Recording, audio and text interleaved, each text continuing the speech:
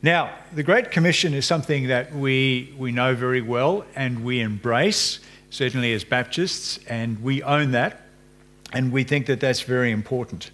The fact that we need to go and make disciples of all nations, and we need to baptize them in the name of the Father, the Son, and the Holy Spirit, and to teach them to obey everything that Jesus has commanded. And the promise is that he is with us always to the very end of the age. Now, we all accept the Great Commission, but when it comes to the work of evangelism, one of the things we found in our research with churches is that there's a huge degree of nervousness or intimidation or a sense of conscious incompetence amongst a lot of Christians. They feel that they don't do it very well, or they feel sort of somewhat inadequate about that. I'll just skip forward a few slides. This is how we've traditionally understood evangelism, certainly as I grew up as a Christian. I came after the Billy Graham era, but a lot of my journey has been affected by people who became Christians during the Billy Graham era. It seemed as if there was an era where a lot of people who did become Christians became Christians through evangelists at big events. And the Billy Graham Crusades in Australia has had a tremendous effect on the church at the time that they happened. And of course, we've just had the Franklin Graham tour in Australia, which was very successful as well. However, in today's culture, this is less relevant than it was previously, and less people are becoming believers through this means than ever before. I'm not saying it's not valid, I'm just saying that today, most people becoming Christians do not become Christians through events. And I will look at some research in a little while that helps us understand that. One of the problems with that is that my understanding as an evangelist, and I was an evangelist in the UK for 6 years with Campus Crusade for Christ, was that I would always be the person who knew everything there was to know about God, and the person I was speaking to knew less than me, and I was telling them what the deal was, and they needed to listen to me, and they needed to believe what I believed, and they needed to change from their position to my position, which is what a lot of Australians understand a conversation between a Christian and a non-Christian to be. You might not think of it in that fashion, but it comes across quite often in that way. We know everything you need to know about God, so sit down, listen to us, we'll tell you, and you agree with us. And if you agree with us, everything's going to be okay with you. Now, some people might go with that, but a lot of people don't, because they see it as an uneven playing field. In any conversation where somebody perceives that you are the person who knows everything and they are the person who doesn't know much, it's an uneven playing ground, and a lot of people just don't sit very well with that. So what does research say about how everyday Australians who aren't Christians approach issues of faith, in particular Jesus? Well, Mark McCrindle has done a lot of research in Australia, and he's come up with some very interesting facts as to how people do become Christians, how they learn about the Christian faith, and this information should encourage us as normal, everyday people. Most of us sitting here this morning are never going to be evangelists who stand up in front of a large crowd. We may even be intimidated by the stories of missionaries and think, wow, I could never do that. I could never go live there. I could never do that. And so we feel as if the work of evangelism is done by those people. It's done by the evangelists who go do the job for us, or it's done by missionaries who travel to a foreign country and put themselves in really challenging situations. But for me, here at Bribie Island, that's never going to happen. I remember as a pastor once being told, in my last pastorate, being told by somebody that I was responsible for their brother not being a Christian. And I asked how that was possible, and they said, well, I told you, this was through a phone call on Saturday night at around about 8:30, I received a phone call to say, just letting you know that I've invited my brother to church tomorrow, so I hope the message is going to be evangelistic. By then, my sermon preparation was already done, so I couldn't really change something. So the brother dutifully came to church as invited, and nothing happened. And so therefore the blame for the brother not being a Christian was put upon me, because the parishioner had done their work, they'd invited their family to church, and now it was over to me. I'm the person who's the evangelist, the pastor, and I should have done the job, and now it was my fault.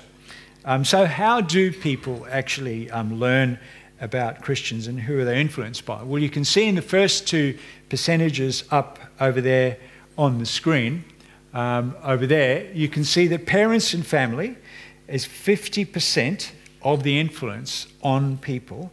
And then, of course, friends and networks, 25%. So that combined percentage shows you that when it comes to the greatest influences on Australians about Christianity, it doesn't come from notable people speaking in large stadiums or event venues. It comes from their immediate family and friendship network.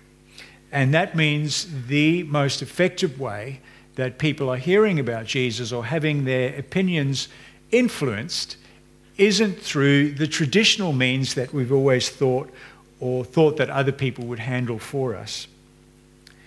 Also, when it says that how much do Australians know about church generally, you can see that there's not a great deal of knowledge about what happens in church. I quite often say to my non-Christian friends, and I've got most of my friends are non-Christian, I say to them, we don't just sit in church dreaming up ways and means of stopping gay marriage and things like that, because that's probably what you think Christians do. You think of us as a bunch of humorless people who meet together to think about how we can resist the world. And I said, that's really not what we do in church. And so on a Monday, when people ask me what I do on the weekend, I freely share about what I did in church, primarily because most people have got no idea what happens in church unless we speak about it freely and speak about it naturally. How well do Australians know the church locally? 56% said not well at all. If your average Australian knew what happened in a church, knew of the love and support and encouragement and journeying together and the way in which churches love and serve their community, it would be a stepping stone for them to be more open to consider the claims of Jesus in their life. The next slide says, how much do Australians know about Jesus' life? Well, 28% very little or nothing, and 24% a moderate amount. So there's a huge amount of ignorance about what happens in a local church, and there's a huge amount of ignorance about the life of Jesus. And there's a great opportunity for us. So when it talks about how important was Jesus' life to the history and culture of the world, there's a fair percentage who think that that was very important. But the next question is, how important is Jesus' life to you personally? A lot of people would say not very much at all, which represents a great deal of opportunity for us there to fill in that vacuum. Now, the next one is the most important slide for me. What are the top attractors to religion and spirituality in Australia? Well, seeing people who live out a genuine faith is one of the top ones. Experiencing a personal trauma or life event is another one, an opportunity for us to go and hold their hands, as we've heard this morning, and to journey with people through their suffering and through their trauma. And also stories and testimonies from people who've changed due to their faith. Now, this shows us that the most effective ways in which people will learn about Jesus are not through some of the ways in which you assumed evangelism works best. But this places you at the very centre of what God is doing in our culture, because your story in your situation is the vehicle through which people will most likely hear about Jesus if you're prepared to share it. Now, the top repellents to religion and spirituality is philosophical discussion and debating ideas. So if you feel inadequate when it comes to debate and philosophy, you're safe, because that really doesn't work. I'm not aware of anybody who became a Christian because they lost an argument. So if you're not good at prosecuting an argument, don't really worry about it. Miraculous stories don't really do it for people as well. So everyday stories of how Jesus has affected your life will come way above miraculous stories. So if your testimony doesn't belong in a book or up in headlights, that's fine. Just a normal life is what people learn through. And hearing from public figures and celebrities is very low and actually repels people from hearing about the gospel. Every single day, without saying anything, people are reading you and they are looking at you. In 2014, I went to my boss and I asked if I could turn my full-time job into a part-time job. And my wife and I took a big risk and we opened up a business in our local community where I'd been a pastor. And it's a gym. And I remember after 3 months, one of my top clients, who's still with me, said to me, he said, "You know what? For the last 3 months, I've been Googling you. I've been looking for you on the internet." And I said, "Why?" And he said, "I heard that you were a Baptist minister and I just wasn't sure if I could train with you because I didn't think you would be normal. And so I Googled you to see if you were okay." And I said, so what is the answer? And he said, "Yeah, you know, you're fine." And so 5 years on, we are still training together. And all around me, people are looking at me and they're reading me. None of my staff are Christians, but my staff are aware of when Christians come into my gym. And sadly, I no longer tell my manager when somebody joins that they're a Christian, because when the parishioners from my previous church would join, I'd say to my manager, "Listen, with John and Linda Smith, they're from my church. I want you to give them a special deal." And he'd go, "Oh, yeah," and he'd give them a special deal. And so whenever Christians came along, I'd say to my manager, who's not a Christian, "I want you to look after them." But some of the worst problems we've found in terms of people reacting badly to my staff actually come from the Christians. And it's quite sad. Because in a gym environment, you pay money usually on a direct debit basis. If your direct debit fails, there's a direct debit fee which gets charged to us, and we on-charge that to people. So if you don't have enough money in your account, the bank penalises you, and that bank fee needs to be paid by you. And for some people, that's a relatively small amount of money becomes a very, very, very, very big thing.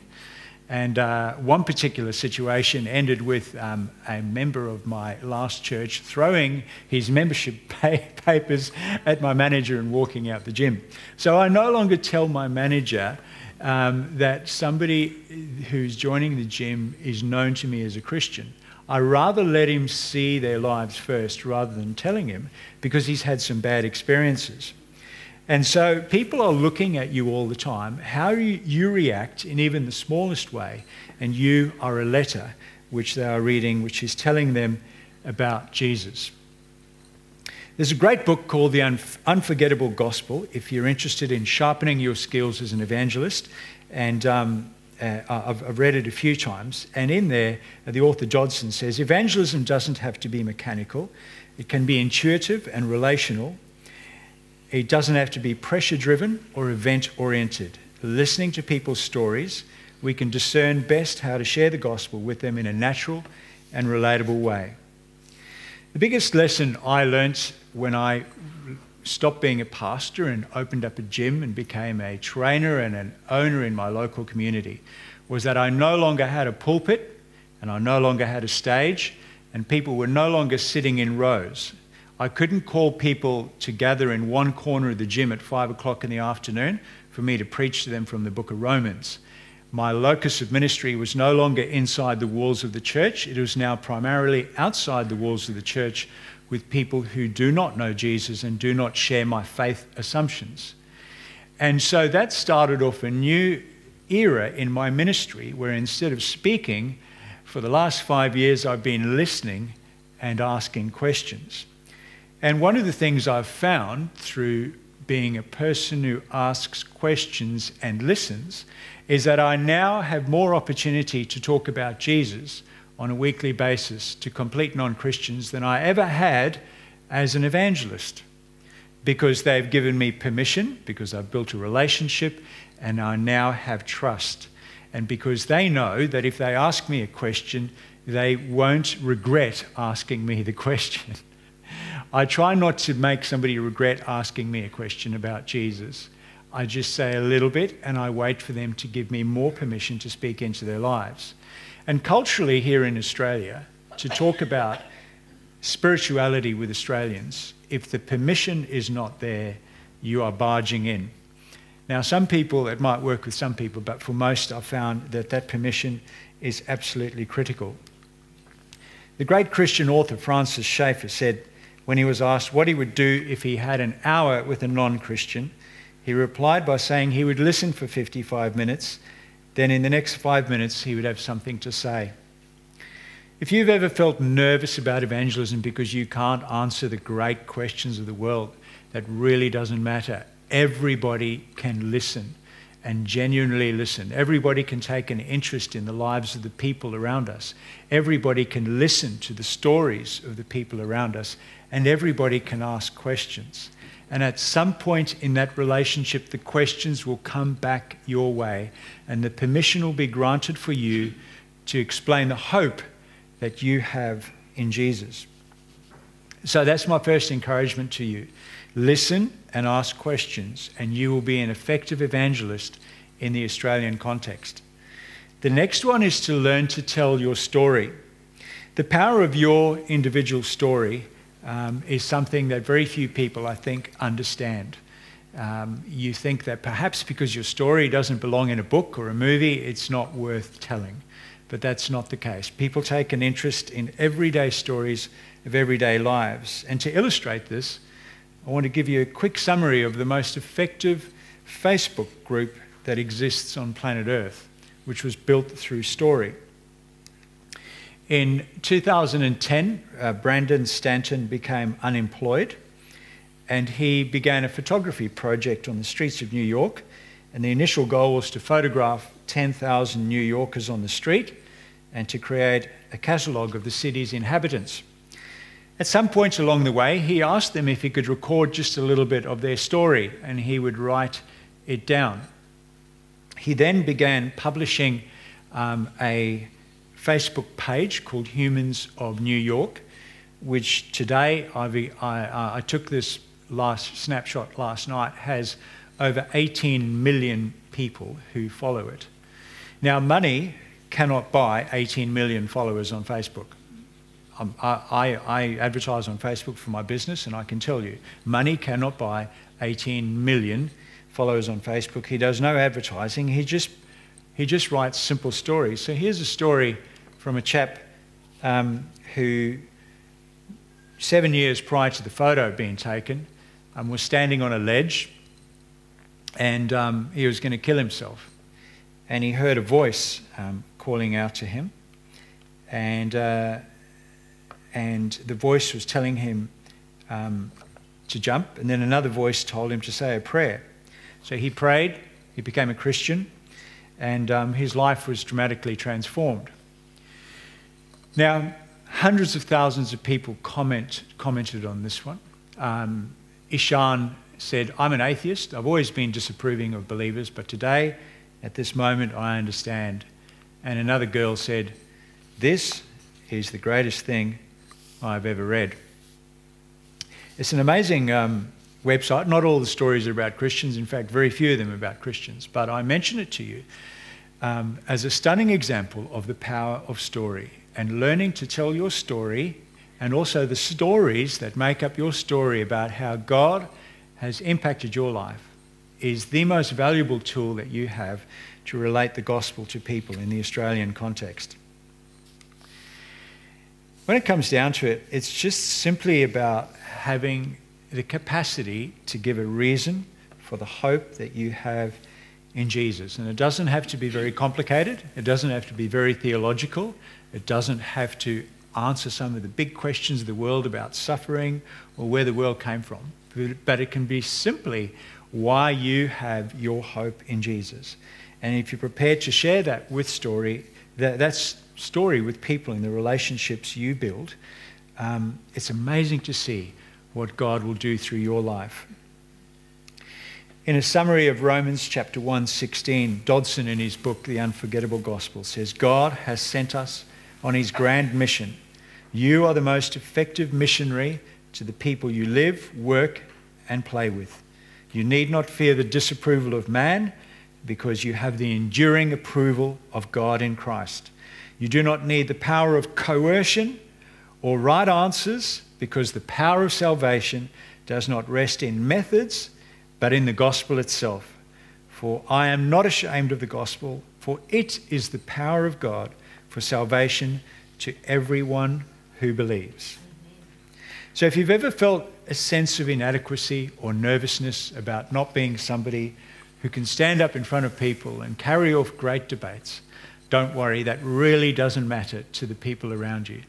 But being able to ask questions, being able to listen, and being able to share your story in the place where God has sent you to be is the most amazing thing that you can do for the gospel here in this context that God has called us to. You might not necessarily think that where you are is God's plan for you. You might see it as a mixture between God's plan and your decision to be where you are. But what would it look like for you to think on a daily basis that God has put you in the place where you are for a very specific reason to reach the people that you are connected with? And you don't have to be an expert. Anybody can listen, anybody can ask questions. And with a little bit of help if you need it, you can learn how to tell the stories of how God has impacted your life. So as you go and do that in the various places where you have your being, places that I can't go and have any relevance, I pray that God will bless you and enable you to reflect his love to others and that you will see fruit from that. In Jesus' name, amen.